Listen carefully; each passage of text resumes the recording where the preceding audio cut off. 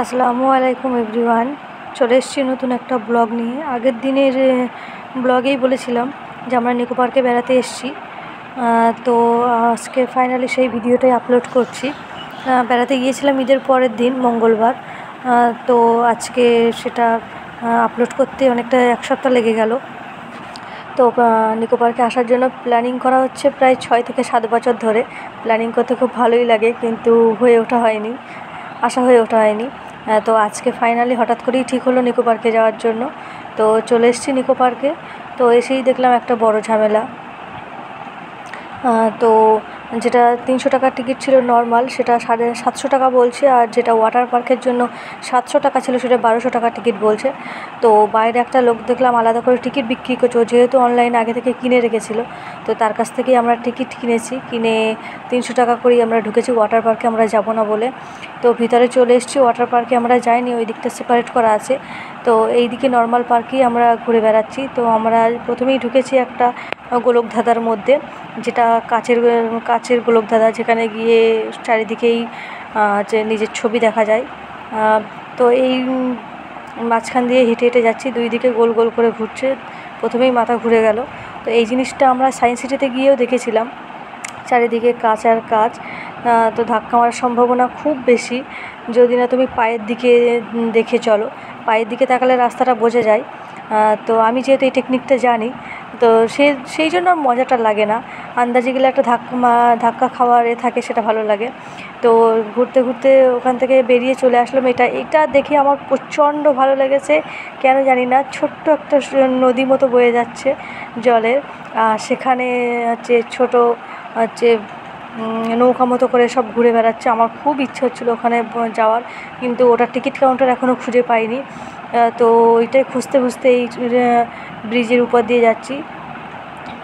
তো একটা সমস্যা যেটা হয়ে গেল, যারা ওয়াটার পার্কের টিকিট কেটেছে তাদের হাতে ব্যান্ড পরানো আছে, প্রত্যেকটা জিনিস তারা চাপতে পারছে যে টাকা ছাড়াই, টিকিট ছাড়াই। কিন্তু আমরা যেহেতু ওয়াটার পার্কের টিকিট কাটিনি, তো আমাদের সেই জন্য প্রত্যেক জায়গায় টিকিট কাটতে হবে। তো তোমরা গেলে এই ভুলটা করবে না, তোমরা ওয়াটার পার্কের টিকিটটা অবশ্যই কাটবে। যাও আর না যাও, প্রত্যেকটা জিনিস তাহলে তোমরা চাপতে পারবে। তো চলে এসেছি একই রকম জিনিসের কাছে একটা। তো এই যে ওই নৌকায় করে পানির উপর দিয়ে বেড়ানোর মতো, সেরকমই ভেবে এই নৌকাটায় উঠেছিলাম। কিন্তু ভিতরে গিয়ে যেটা দেখলাম, সেটা ও মাই গড, কোনো দিনও ভুলতে পারবো না। তোমরা যদি আসো অবশ্যই এইটা তোমরা ট্রাই করবে। ভাবতেই পারিনি এরকমটা হবে ভিতরে গিয়ে। তো আমরা এই নৌকায় উঠে পড়েছি। আগের ওটার মতো দেখেই উঠেছিলাম, যে এই পানির উপর দিয়ে আমরা নৌকায় করে যাব, দুই দিন পানি থাকবে, পানিতে হাত দেবো, সেরকমই ভেবে উঠেছিলাম। কিন্তু হঠাৎ করে দেখলাম ভিতরে গিয়ে, সেটা তোমাদের ওটা সাউন্ড দেখাবো, নাহলে তোমরা বুঝতে পারবে না ভিতরে ঠিক কী পরিস্থিতি আছে। আমি তো ভেবেছিলাম অল্প একটুখানি ঘুরিয়েই নিয়ে চলে আসবে, কিন্তু ভিতরের পরিবেশটাও একদমই অন্যরকম। তো দেখতে থাকো। তো হঠাৎ করে নৌকায় করে আস্তে আস্তে হঠাৎ করেই অন্ধকার হয়ে গেল। চোখ খুলবো? হ্যাঁ। কি ছিল? ভয় লেগে গেছে আমার। ওট ভেঙে যাচ্ছে কেন? এই ধর রাখো।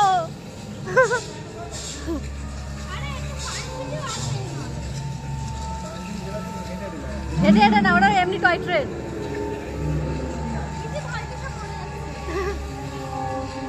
আর ওইগুলো তো সামনে আসতো, এটা তো সামনে আসে না, এটা চুপচাপ দাঁড়িয়ে রয়েছে। এই লাইট মার দেখি কিরকম জিনিস দেখা যাচ্ছে না।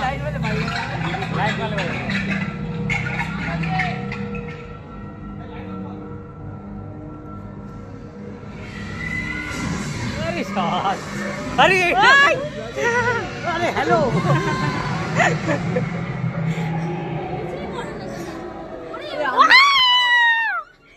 অন্ধকার পুরো।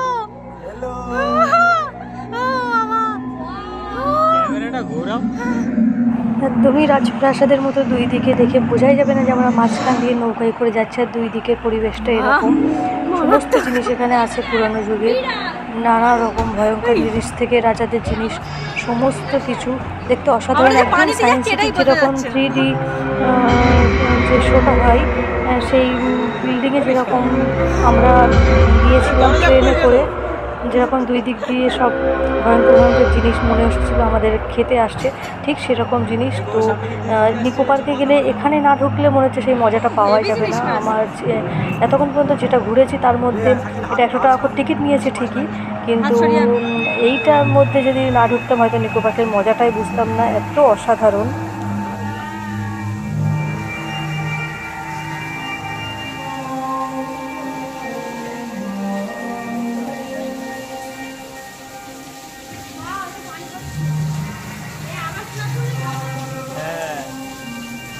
আর সবচেয়ে বড় কথা এটার মধ্যে যে সাউন্ডগুলো হচ্ছে মারাত্মক মারাত্মক সাউন্ড, এমনিতেই ভয় লেগে যাবে হঠাৎ করে।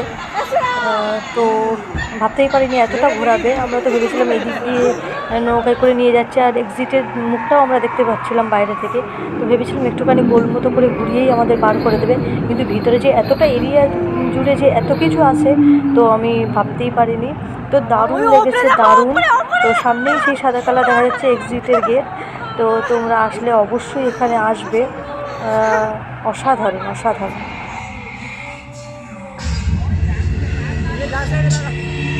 ওই ভূতটা দেখো, ওই ভূতটা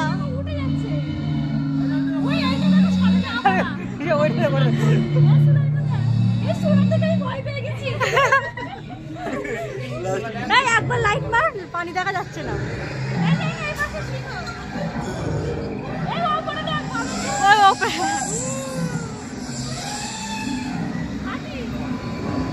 সাপটা দেখ, সাপ।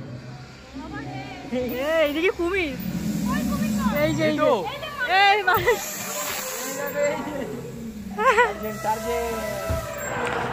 পুরোটা ঘুটঘুটে অন্ধকার, তার মাঝখান দিয়ে আমরা পানির উপর দিয়ে সরু করে যাচ্ছি। কী যে মানে কী যে ফিলিংস সেটা না গেলে বোঝাই যাবে না।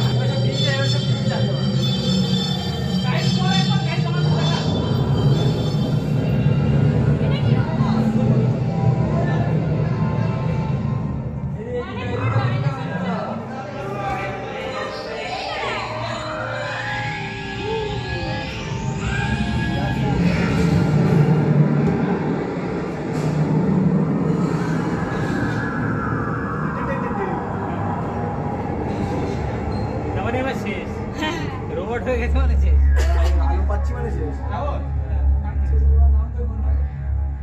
মানে হচ্ছে পুরো ডাইনোসর থেকে পুরো আদিম যুগ থেকে মানব যুগ। এটা কি চালু হচ্ছে নাকি?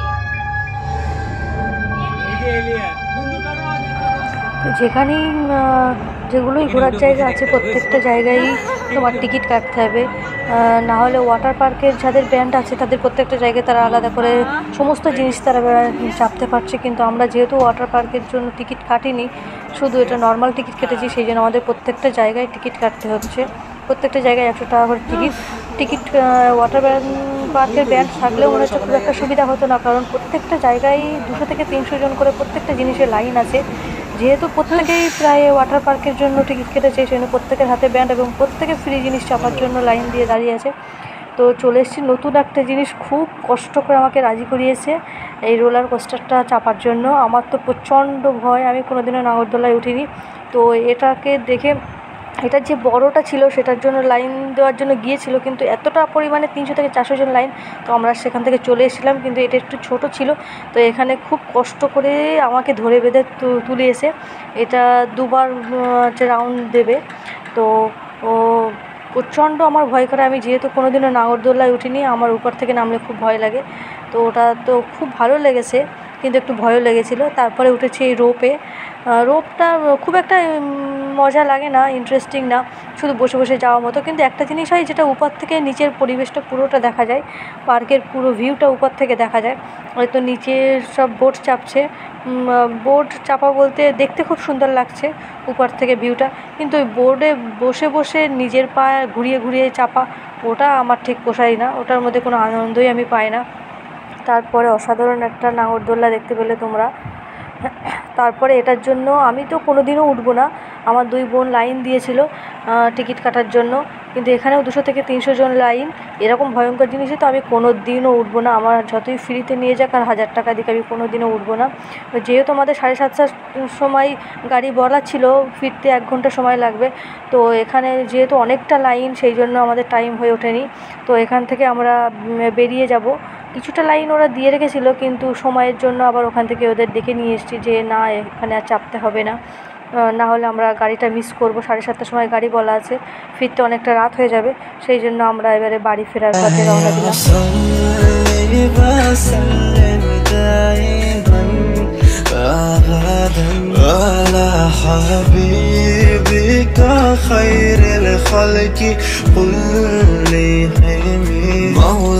তো তোমাদের যদি ভালো লাগে অবশ্যই ভিডিওটা লাইক, কমেন্ট অ্যান্ড সাবস্ক্রাইব করে দেবে। প্রথমে শুরু করেছি, জানি না কেমন হচ্ছে।